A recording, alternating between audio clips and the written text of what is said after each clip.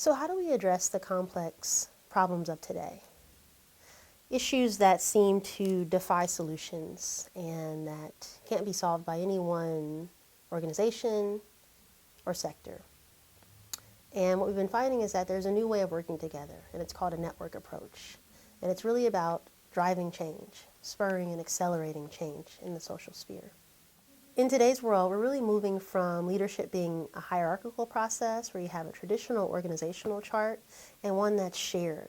The more we look at some of the challenges of today, we're starting to see that they can't be understood in isolation, but rather that they're interdependent and they're interrelated. So you look at climate change, for example, gun violence, homelessness is a big issue that has some systemic level causes. And so we begin to unpack that using a network leadership mindset in an effort to really move the needle and to impact change. Networks are all about relationships, and one way to think about them is it's a collection of experience, of expertise, and connections. So network leaders or network weavers are active leaders who take responsibility for building the network, and they often have the vision, the passion, the resources, and the energy to bring people together and to make connections within that network.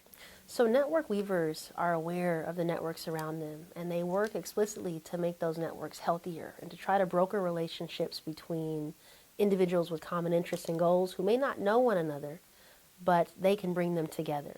So ultimately, we want to encourage these leaders, these community members, these practitioners to think about how they can leverage collaborative networks to achieve impact. That's what it's about. How do we make lasting change? How do we move the needle on some of these issues that continue to burden and perhaps negatively impact our communities?